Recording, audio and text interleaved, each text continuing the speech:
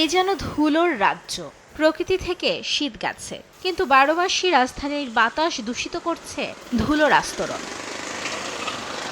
উত্তরায় মেট্রো রেলের নিচে এই চিত্র যেদিন ধারণ করা হচ্ছিল, তার আগের দিনে বৃষ্টি হয়েছে নগরীতে, কিন্তু বায়ু ও ধূলি দূষণ কমেনি এতটুকুও।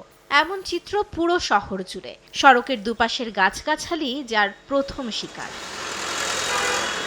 বায়ুমণ্ডল দূষণ অধ্যয়ন কেন্দ্র ক্যাপসের তথ্য বলছে, ২০১৭-তে যেখানে রাজধানীর গড় বায়ুমান ছিল ২৪০, সেখানে চলতি বছর বায়ুমান দাঁড়িয়েছে ৩১৮-তে। এ তো গেল দেশীয় সংস্থার হিসেবে। বায়ুমান নিয়ে কাজ করা আন্তর্জাতিক সংস্থার হিসেব আরো ভয়াবহ। ধুলায় চেহারার অবস্থা তো দেখতেছেনই, মনে হয় যে এই মাত্র মেকআপ করে আসছি। এত পরিমাণ ধুলা, এই ধুলার জন্য আমরা চলতে পারতেছি না। আইকিউইআর-এর তথ্য বলছে, গত ডিসেম্বরে একদিনও নির্মল বায়ু পায়নি রাজধানীবাসী। তবুও বায়ু দূষণ রোধে বরাবরের মতোই উদাসীন সংশ্লিষ্ট দফতরগুলো।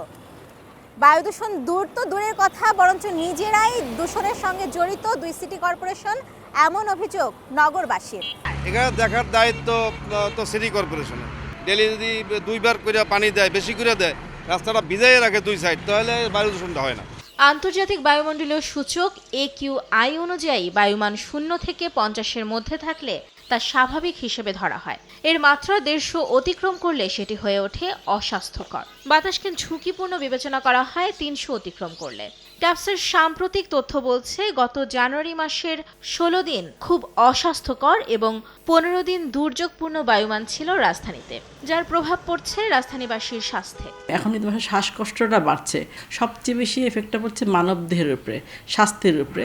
সেখানে শুরুতে ফুসফুসের সংক্রমণটা বেশি হচ্ছে, সেখান থেকে হৃদরোগের সমস্যা হচ্ছে, তারপরে কিডনি বিকল হয়ে যাচ্ছে, বাচ্চাদের মানসিক বিকাশটা কম হচ্ছে। ঢাকার বাতাস দূষণের নানা কারণের মধ্যে অন্যতম কারণ হিসেবে বিশেষজ্ঞরা চিহ্নিত করেছেন এলিভেটেড এক্সপ্রেসওয়েতে ফিটনেসবিহীন গাড়ি চলাচলকে। এছাড়াও সিটি কর্পোরেশনের যথাযথ মনিটরিংয়ের অভাব এবং পরিবেশ অধিদপ্তরের কার্যকর পদক্ষেপ না নেওয়াকেও দায়ী করেছেন ক্যাপসের পরিচালক।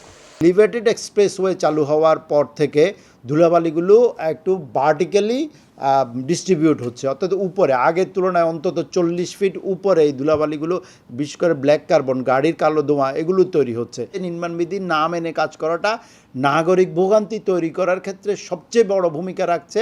যদিও পরিবেশ অধিদপ্তর নিজেরাই স্বীকার করছেন তাদের অসহায়ত্বের কথা। এই কর্মকর্তা বলছেন, সমন্বয়হীনতার কারণে কোনোভাবেই দূষণের লাগাম টানা সম্ভব হচ্ছে না। যেরকম প্রোগ্রেস আমরা আশা করছি সেরকম প্রোগ্রেস তো আমরা করতে পারি নাই।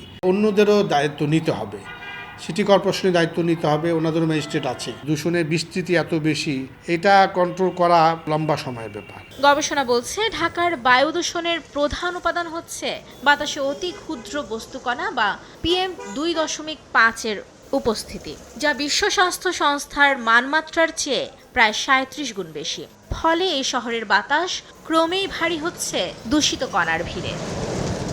মাইমুনা হায়দার চৌধুরী, সময় সংবাদ, ঢাকা।